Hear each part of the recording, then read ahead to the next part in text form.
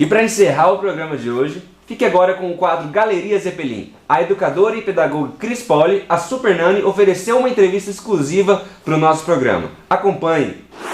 Olá, galera do Zeppelin que estão nos assistindo. Eu tô aqui com a Cris Poli, a nossa Super Nani. Tudo bem, Cris Poli? Seja bem-vinda. Tudo bem, muito obrigada. Bom, Cris, você que além de ser apresentadora e pedagoga, você também lançou alguns livros, né? E um dos livros que você lançou, o intitulado Pais e Professores Educando com Valor, o principal assunto abordado nesse livro é a questão dos pais deixarem a formação dos filhos para a escola. Como diferenciar a contribuição da escola e dos pais na formação da criança? Bom, eu acho que a parceria escola-família na educação das crianças é fundamental para uma educação bem-sucedida e para poder direcionar essas crianças para um alvo comum, né? O grande problema é quando a família tem uma visão de educação e o colégio tem outra visão de educação. Por exemplo, a família é muito rígida na maneira de educar a criança e a escola é muito liberal, ou vice-versa. Então, a escola fala uma linguagem, a casa fala outra linguagem e a criança fica confusa em tudo isso. Então, eu acredito num trabalho de parceria, escola-família. A responsável pela educação dos filhos é a família, né? Os responsáveis mesmo são o pai e a mãe. Agora, o que é a escola? Qual é o papel da escola em tudo isso? Eu vejo a escola como uma extensão da família, como um braço da família, assim. Enquanto essa criança está na escola, a escola assume assim essa autoridade para continuar com essa educação que começou em casa.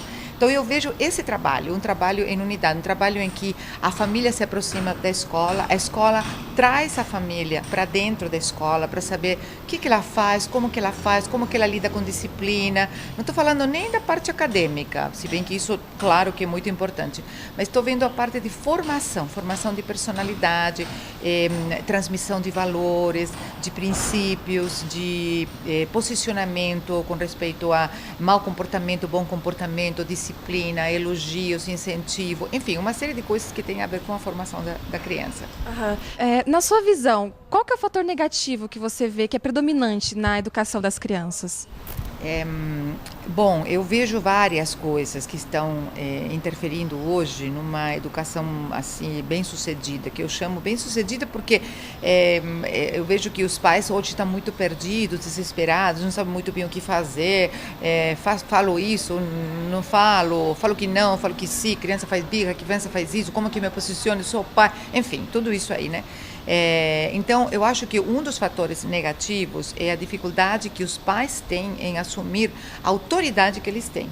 Quer dizer, os pais é autoridade na educação da criança. Eu não posso abrir mão como mãe de minha autoridade e delegar ou deixar que a minha babá, ou minha empregada, ou a escola mesmo, né, ou os avós eduquem meus filhos. Quer dizer, os filhos são meus, entendeu? São meus e do pai da criança.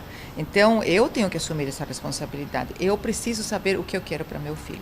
E esse é um grande dilema hoje, sabe? As pessoas não sabem muito bem. As crianças estão nascendo, parece que as pessoas não têm consciência da importância que tem um ser humano que começa a viver e que precisa aprender tudo.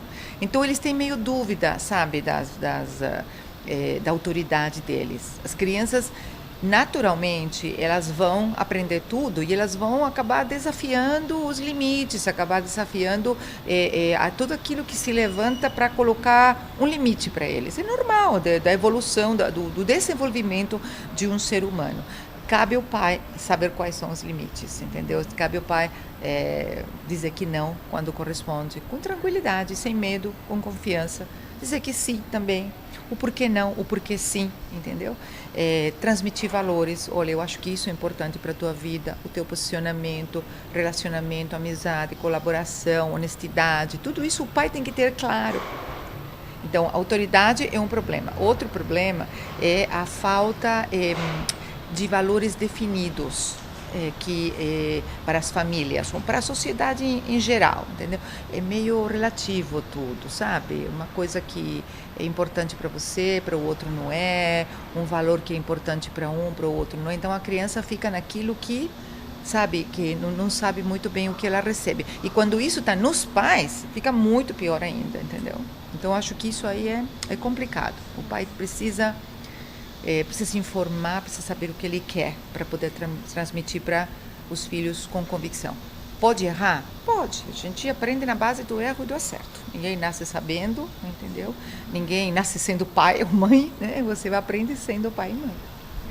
Hoje em dia tem se falado muito sobre a influência negativa de jogos violentos na vida das crianças e dos jovens, assim como a influência da televisão e da internet também. Assim, você acha realmente, na sua visão, você acha realmente que isso acontece, que as crianças são influenciadas no comportamento delas? Eu acho que sim.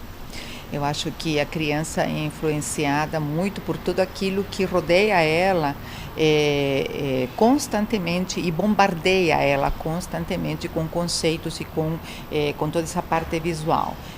A criança aprende muito por aquilo que ela vê. Ele aprende uma parte, uma porcentagem por aquilo que ela ouve, mas ele aprende muito por aquilo que ela vê.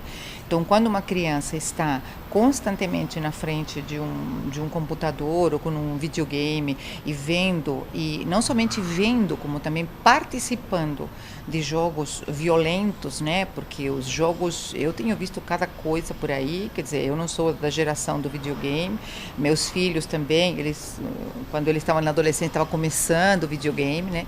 Mas hoje é uma coisa que está dentro das casas com a maior naturalidade e eles não somente assistem, como eles participam. Então, jogos assim em que se mata, a criança é o matador, é aquele que tem uma serra elétrica ou que tem uma metralhadora. Então, ele está participando dessa matança, dessa violência. Isso não pode não influenciar, né, na cabecinha da criança. Mesmo que você fale com a criança ou com o pai, né, ele fala, imagina, é um jogo, né? Não, é um jogo, mas ele está vendo isso. E quando a criança é pequena e até começo assim da pré-adolescência, mais ou menos, quando ele fica tão envolvido numa coisa, ele passa a acreditar que isso é realidade. Pelo menos durante esse período de tempo que ele está vivendo isso, é real para ele. Então fica muito confuso.